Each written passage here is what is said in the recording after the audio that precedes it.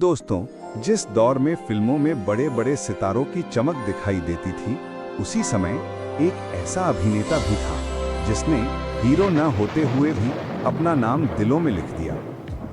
ये कहानी है फिल्म इंडस्ट्री के एक शांत, संतुलित और बेहद सशक्त अभिनेता सुरेश ओबरॉय की। 17 दिसंबर 1946, क्वेटा, आज का पाकिस्तान। जब भारत पाक विभाजन हुआ, उनका परिवार भारत चला आया। जीवन आसान नहीं था, ना घर, ना ठिकाना और ना ही कोई साधन। परिवार ने हर दिन मेहनत कर फिर से जीवन खड़ा किया। सुरेश ओबरॉय पढ़े लिखे, बेहद गंभीर और समझदार इंसान थे। सपने थे कुछ अलग करने के, लेकिन राह साफ नहीं थी। शुरुआत फिल्मों से नहीं हुई। पहले उन्होंने थिएटर किया, फिर रेडियो जॉकी बने, फिर मॉडलिंग। विज्ञापनों में चेहरा खूब पसंद किया गया। धीरे धीरे फिल्मी दरवाजे खुले, लेकिन असली पहचान मिली 1980 के दशक में, जहां उनका चेहरा मजबूती, गंभीरता और ईमानदार छवि के लिए जाना जाने लगा। सुरेश ओबरॉय ने हीरो नहीं, बल्कि ऐसे किरदार निभाए जो कहानी को आगे बढ़ाते हैं, जो भावनाओं की रीढ़ होते हैं, जो फिल्म को दिशा देते हैं। उनकी प्रमुख फिल्में अरमान, आज का अर्जुन, लवारिस, तिरंगा।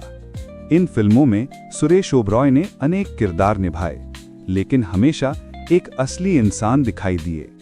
उनके चेहरे पर हमेशा एक गंभीरता रहती थी। बात कम करते, पर स्क्रीन पर आते तो प्रभाव छोड़ जाते। उनकी आवाज धीमी, भारी और ठहराव से भरी होती। ये वो समय था जब सपोर्टिंग एक्टर भी फिल्मों में हीरो से कम नहीं होते थे, और सुरेश ओबरॉय ने उस दौर में अपनी जगह बनाई। वर्ष 1974 में उन्होंने शादी की, फिर 1976 में उनका बेटा जन्मा। वही बेटा जिसे आज हम सभी विवेक ओबरॉय के नाम से जानते हैं। सुरेश ओबरॉय हमेशा शांत पिता रहे।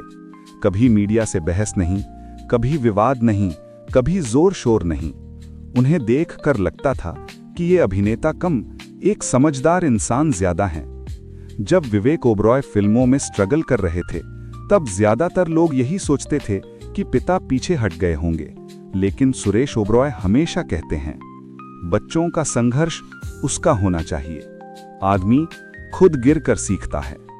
ये बात उनकी समझ को ही नहीं, उनकी परिपक्वता को भी दिखाती है।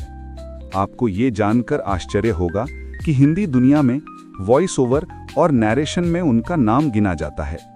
कई डॉक्यूमेंट्री, धार्मिक कार्यक्रम और भावुक कविताओं में उन्होंने आवाज से सजाई। उनकी आवाज जैसे कोई दवा हो जो सीधे दिल में उतर जाए। सुरेश ओबरॉय फिल्मों के शोर शराबे से हमेशा दूर रहे। कई लोग कहते हैं कि वो सेट पर भी उतने ही शांत रहते थे जितने स्क्रीन पर दिखाई देते थे। धीरे धीरे उन्होंने फिल्में कम कर दी और अपने परिवार व आध्यात्मिक जीवन में व्यस्त हो गए। जब कोई दर्शक पुरानी फिल्मों की लिस्ट देखता है, तो एक चेहरा हमेशा सामने आता है। एक ऐसा चेहरा, भरोसेमंद, जिम्मेदार, गंभीर और ईमानदार। वो चेहरा है सुरेश ओबरॉय का। वो हीरो नहीं थे, पर कहानी के आधार स्तंभ थे। आज जब सुरेश ओबरॉय सफल हैं, जब दर्शक पुराने दौर की महान फिल्मों को याद करते हैं, तो उसमें सुरेश जी की छवि भी शामिल रहती है। एक बेहतरीन अभिनेता, एक समझदार इंसान, एक शानदार पिता और शांति से जीने वाला इंसान। दोस्तों, कई कलाकार अपने काम से नहीं, अपने स्वभाव से याद रहते हैं। फिल्मों में चिल्लाने वाले, भारी संवाद बोलने वाले, दिखावट में बड़े लगने वाले बहुत मिलते हैं, लेकिन शांत अभिनय करने वाले, दिल से अभिनय करने वाले, कम बोलकर असर छोड़ देने वाले बहुत कम। सुरेश ओबरॉय उन्हीं में से एक हैं। सादर नमन एक उजले अभिनय को, एक उजले इंसान को, श्री सुरेश ओबरॉय को। धन्यवाद।